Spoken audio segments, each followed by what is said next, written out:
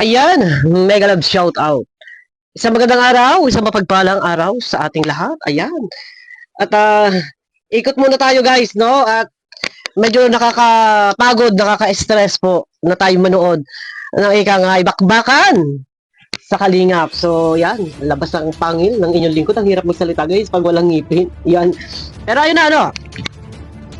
At siguro naman hindi lingid sa inyong kaalaman, nakilala po ninyo yung mga wakwak. Isa sa wakwak yung si Daisy, naku, condolence. At sumalangit na ba? Natunaw na. Yan, natunaw na, nalusaw na po ang channel ni Daisy o ni Lovely Daisy. Ayun, makikita nyo naman sa picture.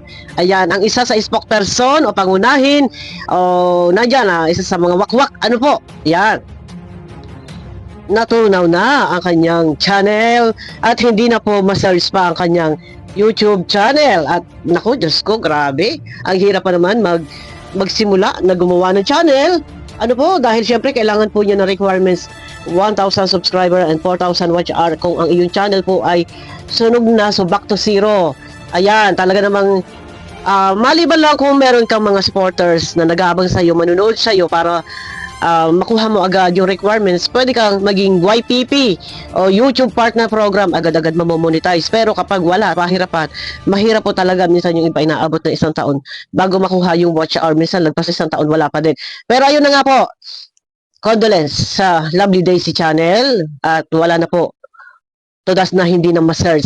Ayan, bakit natunaw? Naalala po ba ninyo ng mga nakaraan? At meron pa alaala nga po sila Tatay Tekram, no? Nagbigay na ng babala o abiso na ang lahat ng mga gumamit na kanilang mga video mangyari lamang na pakitago. At kung hindi, ay sila ay magi-strike na. Hindi natin alam kung talagang ang nag-strike sa kanya ay sila Tatay Tekram, hindi po natin alam. Dahil uso po ngayon ng mga strike-strike, baka iba ang nag-strike. Ganun pa man, ay nanganganib din po si Brother Jose. Ayan, ako, Diyos ko, natatawa ko dito kay Brother Jose. Si Brother Jose po ay tinago ang kanyang mga video.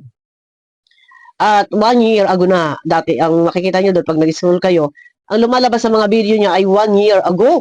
Ang naka-display. Nagtago ang Brother Jose ng mga video. Pero ito na, gumawa ng isang YouTube channel ang Brother Jose. Yan, huwag nyo na puntahan guys, Sangreo. Yan, ito po ay si Brother Jose. Meron na siya dito na dalawang upload. Bagong gawa lang po, merong 177 subscriber. Huwag nyo na puntahan. Dahil ang kanyang channel po ay nanganganib na rin po na maging abo. Nako. Kaya pala nagtago-tago. Pero may nilabas na ulit. Ito, pwede ko rin i-strike to. Pwede ko rin i-strike kasi gumamit po yan ng video ko. O, di ba? Pero ayun na, abak-abak tayo dahil sa pagkakaalam ko, siya rin po ay may strike. Kaya nga po nagtago na siya ng mga video niya. O, sige, Brother Jose, walwal pa more, ngak-ngak pa more. O, di ba? At ika nga ay kahit itago mo yan, kapag nakuha na yung link ng iyong video, panigurado na po yan. Wala nang kawala kahit burahin mo pa yan. Pero ang link ay nakuha na, madidetect po yan ni YouTube kahit burahin mo. Pero yun na, ang maantot dito, dahil yung Lovely Daisy, yung isang wakwak na take down na, wala na ang channel at hindi na ma-search. Yan. Paano ngayon yan? Wala na, mapagkukunan pa ng topic ang mga kalaban ni Lovely Daisy, itong mga reactor ni Tatay Tekram, dahil minsan doon sila humuhugot ng topic kay Daisy. Di ba, lagi naka-live si Daisy, doon sila humuhugot ng topic. Binabanata nila si Daisy. Sa kasamaang palad, ang Lovely Daisy channel ay sunog na po. Hindi na po ma-search. Wala na, hindi na ma-search yung Lovely Daisy. Wala na po. Iba na po ang mga lumalabas dito. Pero, ayun na, mahirap pag may strike. Pero kung copyright lang naman po yan, copyright lang, hindi naman makaka-apekto sa channel. Ibig sabihin, hindi siya ma-take down yung inyong YouTube channel. Pero kapag strike na po talaga, naka-strike 3 na po, meron na kayong strike 3, take down na po yan. Pero yung nakita ko yung kay Daisy nun, marami siyang re-upload the video. Opo, marami siyang mga re-upload video, na ito ay mga video nila Tatay Tekram, at video pa po ng iba pa. Baka doon siya nadali, kaya na-take down yung kanyang YouTube channel. Once na hindi na po natin ma-search yung YouTube channel talaga ni Lovely Daisy, ibig sabihin po nun talagang take down na po yung kanyang YouTube channel. Pero kung nasi-search po natin, at meron namang mga pagbabago, halimbawa po na-strike po sila or na-copyright, ang tawag dito, wala siya, hindi siya pwedeng mag-upload, hindi siya pwedeng makapag-live. Yun lang po yung mga parusa ni YouTube. Ano po, kapag kayo ay may mga violation, yan. Ang hindi siya take down yung YouTube channel, pero pwede kayong mag-upload, hindi nga lang kayo makakapag-live. Yun po, meron naman pwedeng mag-live, hindi naman makakapag-upload. Yun, mga ganun po. Meron naman hindi makakapag-upload, hindi rin makakapag-live. Pero na-expired naman po yun. Ano po, ang masama po noon kapag hindi po ninyo ma-search ang inyong YouTube channel, ibig sabihin take down, so hinatulan na talaga ni YouTube na take down na talaga. Sunog na, wala na, lusaw na.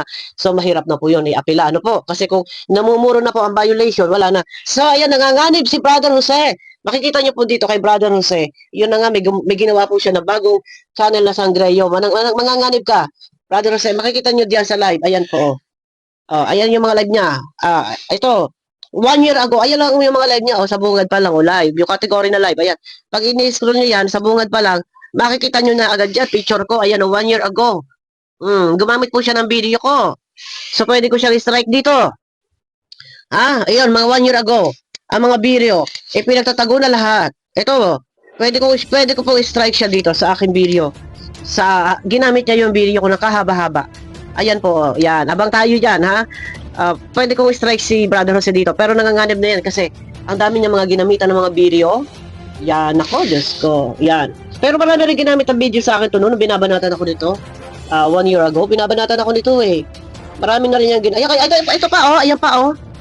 Ayan, oh. Wait. Nag-reflect sa liwanag. Ayan pa, ako po yan, oh. Tinabdel din niya yan. Ayan pa, magkatabi, oh. Ni-thumbnail niya ako. Ginamit din niya yung video ko. Nakahaba-haba, ilang oras to. 2 hours. Ayan po, oh. Screenshot natin. Ita-thumbnail natin to. Ang dami po niya, na ginamit niya sa akin. Hindi ka natatakot, nagtago ka ng mga ibang video, pero yung video ko hindi mo tinago. Hindi ka natatakot na i-strike kita? Ginamit mo yung video ko sa loob ng 2 oras? Ayan kay Marilyn Chang, ayan o. Marami yung ginamit sa akin, guys. Tingnan mo, ang nilabas mo lahat, ang tinira mo for mga mukha mo, thumbnail mo, pero yung thumbnail ko hindi mo tinago. Ang lakas sa loob mo talaga.